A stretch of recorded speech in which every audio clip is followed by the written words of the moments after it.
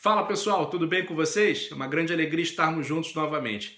Na semana passada, nós fizemos uma meditação sobre aquele famoso episódio que se encontra no Evangelho segundo São Mateus do jovem rico. O encontro do jovem rico com Jesus, o diálogo que foi travado entre eles. E eu deixei com vocês 3 perguntas sobre essa passagem do Evangelho para vocês responderem, me enviarem por e-mail. E agora eu estou aqui para poder corrigir essas perguntas com vocês. E aí a gente pode também aproveitar para conversar um pouquinho mais sobre esse episódio do jovem rico, extrair lições desse episódio, dessa história que está relatado no Evangelho de Mateus para a nossa vida espiritual. Então a primeira questão pergunta assim: o que levou aquele jovem a se aproximar de Jesus? Olha, dizendo de maneira bem simples, sede de Deus. Aquele jovem tinha sede de Deus. O que ele pergunta para Jesus? Ele pergunta para Jesus o que ele tem que fazer para obter a vida eterna.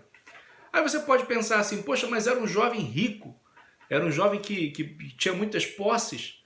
O que mais que ele podia desejar? Ele podia desejar justamente aquilo que traz plena saciedade ao coração e que não passa. E que traz uma felicidade que é uma felicidade infinita, uma felicidade interminável. E isso nos bens materiais ele nunca vai conseguir encontrar. Então, às vezes, a gente tem uma visão muito materialista do mundo. A gente acha que uma pessoa que é rica não tem problema. A gente acha que uma pessoa que é rica não deseja mais nada. E o simples fato desse jovem ter se aproximado de Jesus prova o contrário. Prova que mesmo tendo muitos bens materiais, mesmo sendo muito rico, ele ainda tinha alguns desejos que esses bens materiais não eram capazes de preencher.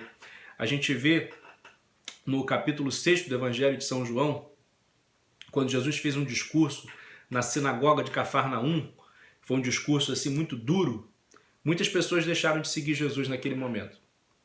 E aí Jesus não mudou as palavras que ele tinha dito não, pelo contrário. Ele se manteve firme e perguntou aos discípulos: vocês também querem ir embora? E aí Pedro tomou a palavra e falou assim: Senhor, a quem iremos? Só tu tens palavras de vida eterna. E é isso. Só Jesus tem palavras de vida eterna. Então é somente nele que a gente encontra uma felicidade que não passa. Se a gente procurar essa felicidade em qualquer outra coisa, a gente não vai achar. A gente vai se frustrar sempre. E Santo Agostinho, eu disse isso para vocês na semana passada, dizia que o nosso coração anda inquieto enquanto não repousa em Deus.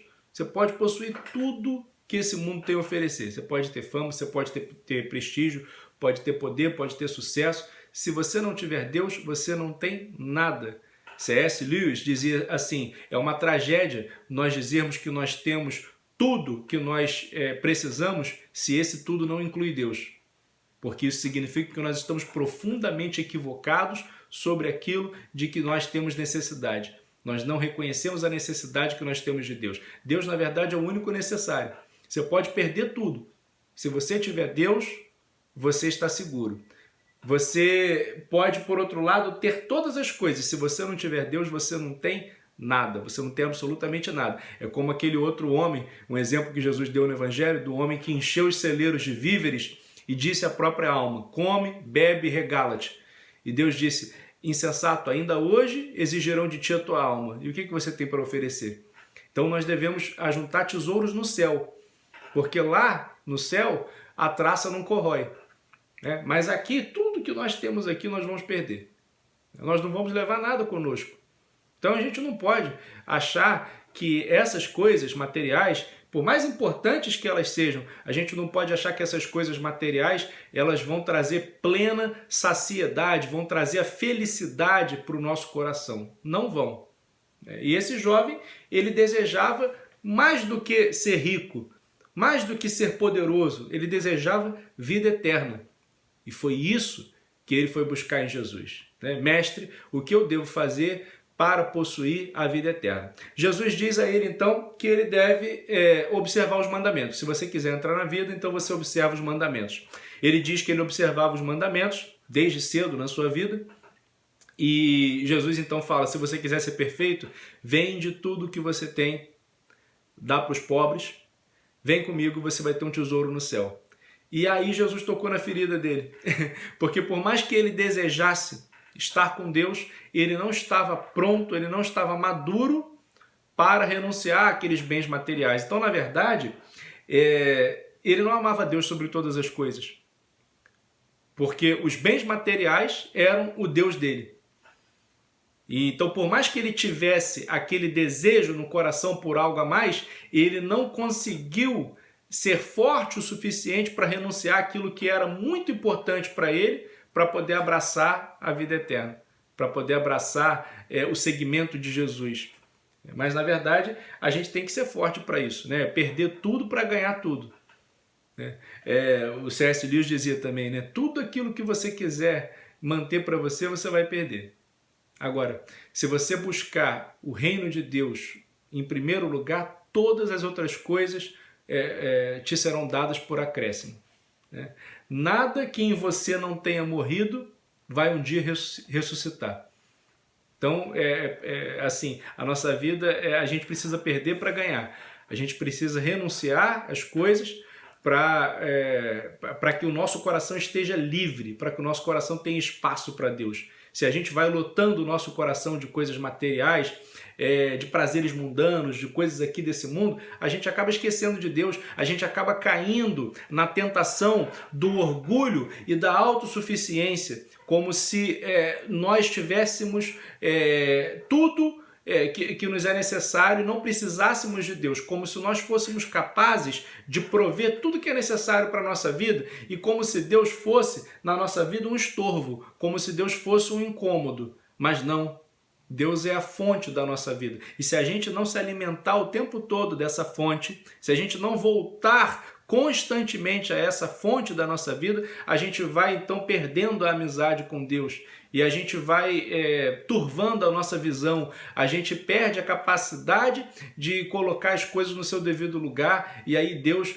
vai ocupando um lugar cada vez menos importante na nossa vida. Deus vai ficando assim guardado num canto e aí outras coisas vão ganhando o nosso coração. E aquele jovem, por mais que ele tivesse esse anseio de vida eterna, ele não foi capaz de renunciar àquilo que ele precisava renunciar, porque Jesus sabia o que tinha no coração dele.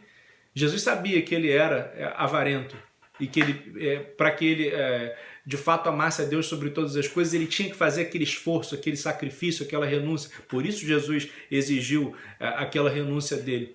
Mas por mais que ele tivesse então essa sede de Deus, ele não estava pronto, ele não estava maduro para perder algumas coisas que eram muito caras a ele por causa de Deus, né? Para poder seguir a Jesus. Mas a gente tem que estar pronto. É lógico que isso é muito difícil.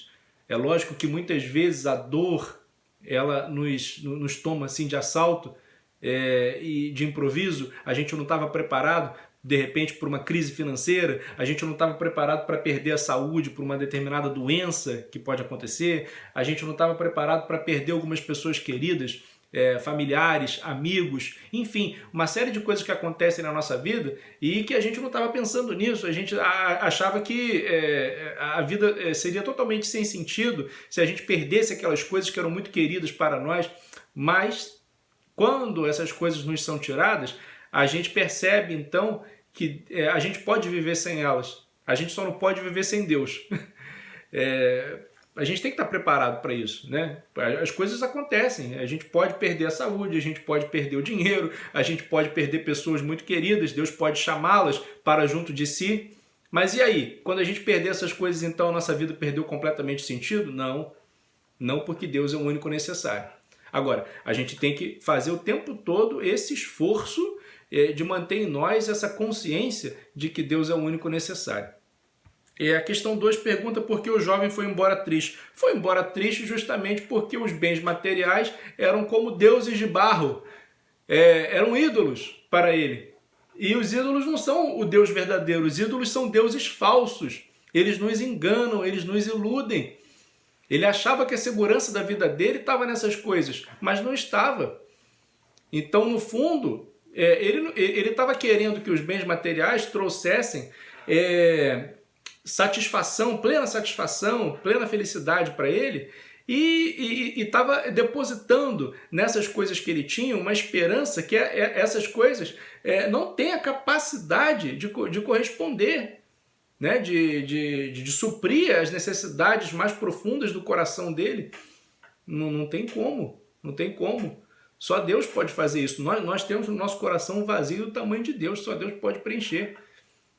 Ai de nós, se nós acreditarmos que nós podemos matar essa sede que nós temos de Deus em outras fontes, que não o próprio Deus. Então a gente vai ser triste, óbvio. Não pode ser triste um coração que... Não pode ser feliz um coração que vira as costas para Deus. É impossível. É impossível. Quando a gente vira as costas para Deus, a gente sempre vai ser infeliz. Porque a vontade de Deus é a nossa felicidade. E tudo aquilo que Deus pede de nós é para a nossa felicidade. Se a gente esqueceu de Deus, então a gente começou a trilhar o caminho do insucesso, da infelicidade. Não tem jeito. 3. O que o episódio do jovem rico nos ensina sobre os bens materiais? Então, os bens materiais eles não são um problema. O grande problema é onde está o nosso coração. Jesus dizia, né? Onde está o teu tesouro, ali estará o teu coração. Então, se esses bens materiais ocupam tanto espaço no nosso coração que não tem mais espaço para Deus, então a gente está colocando a nossa segurança nos bens materiais. E aí a nossa casa não está edificada sobre uma rocha firme, a nossa casa está edificada sobre a areia. Porque os bens materiais não são uma base segura para a nossa vida. Deus é o nosso sustento. Se o Senhor não edificar, não sustentar a nossa casa, em vão trabalharão os seus construtores. Então, Deus tem que ser a base, não pode ser os bens materiais. Em si, os bens materiais não são um problema, mas eles não podem ocupar o lugar de Deus. Existe aquele ditado que diz que o dinheiro ele é um ótimo empregado, mas ele é um péssimo patrão. Então, quando ele está a seu serviço, quando você o domina, então ele te serve muito bem. Mas quando você se deixa ser dominado por ele, aí então é tragédia. Já é uma tragédia anunciada. Tá bom?